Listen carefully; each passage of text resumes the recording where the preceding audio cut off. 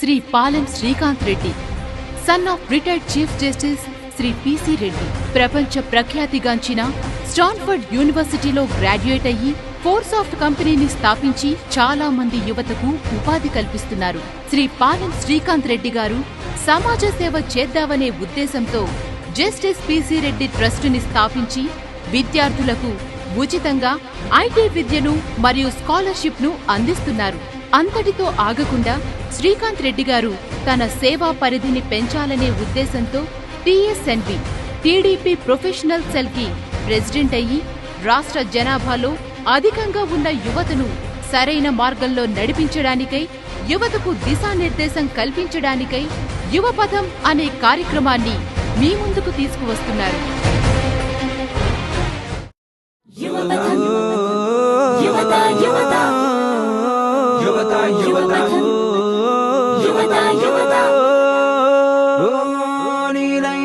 దేశానికి లైఫ్, నీ దృష్టిని మళ్లించటు వైపు, ఎమోషన్ ని పక్కన పెట్టు, లక్ష్యాన్ని గురి చేసి కొట్టు.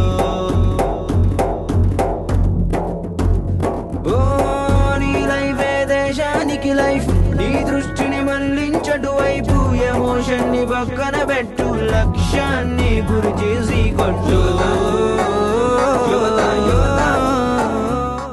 The population of our country is 120 crores. There is only one country which has more population than India, which is China.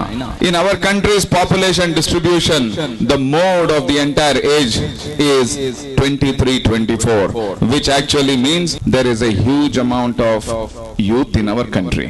If you take the age group of 18 to 30, that forms 25% of our population in the country as well as our state. 25%. With those statistics, if you think youth is a power, youth is an asset, youth is a resource, and youth is the strength of a nation, then the strength or the country with greatest strength of youth force is India. You become gainfully employed, you become productive in the economy and the society, you have a salary, you start to build the country, build the state, build an economy, build a society, then you become a strength, then you become an asset. Because a 75-year-old man at that age will be thinking about the future of his children. A small child who's only 5 years old, he has a long future, but he is only thinking of, he is not able to think of his future, his parents are thinking about it for him. However, you are youth, you are around 20 years old, you can think. You are the future of this nation. The future of this nation depends on you. It is time you start to think about your future, country's future, how they both impact each other, and what your role is in the future of this country. It becomes important now.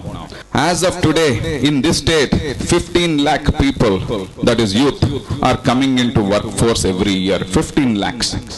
Out of them, 6 lakh are getting employment. 9 lakhs are remaining unemployed. Out of those 9 lakhs, half of them, more than 4 lakhs, are either graduates, diploma holders, technical graduates, or at least an intermediate pass and degree discontinued. At that rate, as of today, cumulatively, you have 30 lakh educated youth in this country who are unemployed. If these people start to become a burden on the country, a burden on the system, imagine we have to give pensions to youth. There is already an unemployment benefit scheme for youth. If you start giving pension to youth, then you have two kinds of risks. Number one, you have an economic risk because the country can't afford to pay pension to the youth. Second, you have a political risk, socio-political risk.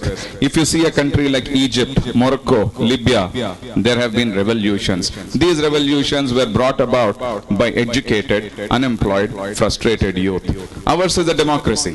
This will not happen and it should not happen. However, we have to safeguard ourselves against all these risks. The objective of today's meeting is not for me to give a speech, is not for me to give you a message. It is for me to conduct debates, conduct discussions, charchal jargali. on issues relating to youth, on problems relating to youth.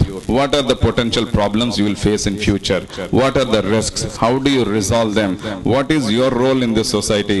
What is your role in carrying the burden of this country in future? How should the country view you or your future? అభివృద్ధి చెందిన దేశం అంటే మౌలిక సదుపాయాలు సక్రమంగా కల్పించబడాలి. America, China, Japan ఏదైనా కావచ్చు. మౌలిక సదుపాయాలు అంటే కూడు, గుడ్డ, నీరు, రోడ్లు, ఆరోగ్యం మొదలైనవి మౌలిక సదుపాయాలు. 3 పూట్ల తినలేని పరిస్థితిలో ఉన్నారు. 1 పూట కావచ్చు 2 పూటలు కావచ్చు అసలు తినకుండా ఉండొచ్చు. 38 కోట్ల మంది ఉన్నారు. ఈ తీవ్రత ఉత్తరప్రదేశ్ లో 17 కోట్లుగా ఉంది. అర్థం చేసుకోండి ఆ స్టేట్ పరిస్థితి ఏ విధంగా ఉంది. మన స్టేట్ లో కూడా 2 కోట్ల దాకా ఉంది ఈ తీవ్రత. 38 కోట్ల మంది, మనం 3 పూటలు తింటాం. ఆఫ్ కోర్స్ కొంతమంది ఉంటారు తిన్నలు ఉన్నారు, వాళ్ళకి ఉందా తెలియదు. 3 పూట్ల తిన్నలు ఉందంటే ఎంత దారుణంగా దేశంలో పరిస్థితి ఉందో ఒకసారి అర్థం చేసుకోండి. కరప్షన్ అంటున్నారు కదా, 2 లక్షల కోట్ల కరప్షన్ జరిగింది. మీరేం చేస్తున్నారు? ఆమె అడిగింది 2 లక్షల కోట్ల అవినీతి జరిగింది, అయితే నువ్వేం చేస్తున్నావు అనింది. ఈయన చెప్పాడో తెలుసా? జరిగిందని ఎవరు మార్చలేదు. ఇంకా మేలుకోమంటున్నా. తెలిసింది సమస్య తీవ్రత తెలిసింది. 2 లక్షల కోట్లు జరిగిందని తెలిసింది. మన ముందర ఉన్న వాళ్ళు ఏమి చేయలేకపోయారు. మనము చేద్దాం, ఇంక నుంచి జరగకుండా చూద్దాం అంటున్నా. ఏమి చేస్తున్నారు అనే దానికి ఆన్సర్ ఉండదు. ఏమి చెయ్యాలంటే ఆన్సర్ వస్తుంది. ఏమి చేస్తున్నారు అనే ఆన్సర్ ఉండదు. ఇప్పటి వరకు ఆయన ఏమి చేయలేదమ్మా, ఇక ముందు చేస్తాడు. మాట్లాడండి. మనందరికి మినిమం నాలెడ్జ్ ఉండాలి కదా. అసలు మైక్రోసాఫ్ట్ కంపెనీ ఎక్కడ ఉందో తెలుసా? అది ఎన్ని సంవత్సరాల క్రితం స్టార్ట్ అయిందో తెలుసా? చాలా వరకు తెలీదు. నంబర్ ఆఫ్ పీపుల్ కి తెలీదు. ఓకే, ఇప్పుడు ఆ క్వశ్చన్ కి దీనికి సంబంధం ఏంటమ్మా? నాలెడ్జ్. ఓకే, యూత్ లో నాలెడ్జ్ లేదు అంటున్నారు మీరు. ఇంకో క్వశ్చన్ అడుగుతారు. లేదు అంటలేదు, అందరికీ లేదు అంటున్నా. అందరికీ లేదు. ఓకే, పాలిటిక్స్ పట్ల అవేర్నెస్ తెచ్చుకో, దేశాన్ని మార్చవచ్చు. మైక్రోసాఫ్ట్, టాటా బిర్లాల వల్ల ఉద్యోగాలు సంపాదించుకుంటాం, నెలకు ₹1,00,000 వెనకేసుకుంటారు. దేశం ఎందుకు వెనకబడుతుంది చెప్పండి చాలు. ఏ విధంగా వెనకబడుతుంది చెప్పండి చాలు. సమర్థవంతమైన నాయకత్వం లేక. సరే, అమెరికా కన్నా మన ఇండియా సాఫ్ట్వేర్ ఎందుకు వెనకబడిందో చెప్పండి. ఇప్పుడు ఒక సాఫ్ట్వేర్ కంపెనీ కాదు, ఏ కంపెనీకైనా వెళ్ళండి, 90% స్టూడెంట్ కి ఉద్యోగం రాదు. 60% తో పాస్ అయిన స్టూడెంట్ కి ఉద్యోగం వస్తుంది. ఎందుకు? ఇప్పుడు రాజకీయం వల్ల అంటారా, లేకపోతే క్యాస్ట్ ఫీలింగ్ వల్ల అంటారా? చాలా మందికి 90% వచ్చి కూడా ఉద్యోగాలు రావట్లేదు అంటున్నారు. ఇందాక నేను స్టాటిస్టిక్స్ చెప్పేశాను, ఇంతమందికి ఉద్యోగాలు రావట్లేదో మీరు చెప్పండి. 100% చదువుతున్నారు.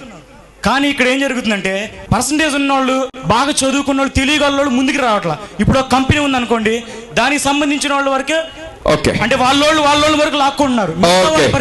Okay, right. మీరేమంటున్నారంటే మంచి పర్సంటేజ్ ఉన్నా కూడా ఉద్యోగాలు రావు, ఎందుకంటే రికమెండేషన్ ఉన్న వాళ్ళకే ఉద్యోగాలు వస్తున్నాయి అంటున్నారు. ఇందాక మీరు పవర్టీ లైన్ అన్నారు కదా, ఇక్కడ ఉన్న వాళ్ళందరికీ మాక్సిమం కొంచెమో కొంత హెల్ప్ చేసే అవకాశం ఉంటుంది.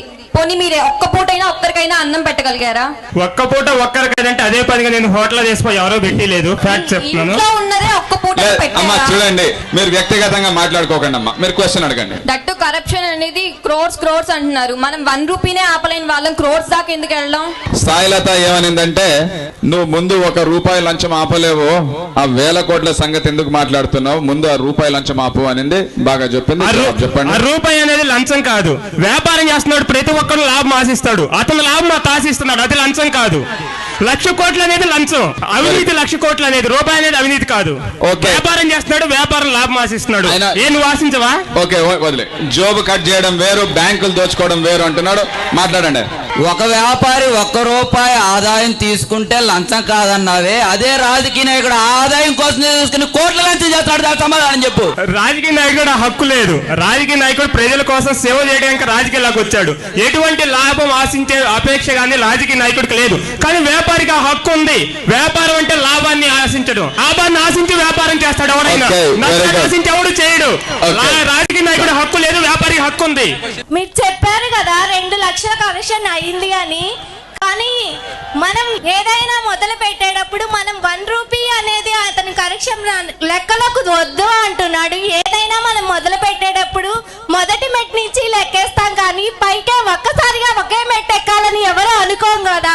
ఓకే, అవినీతి ₹10తో స్టార్ట్ అవుతుంది, తర్వాత కోట్లలోకి వెళ్తుంది అనింది. సర్టిఫికేట్ తీసుకోండి, CD తీసుకోండి.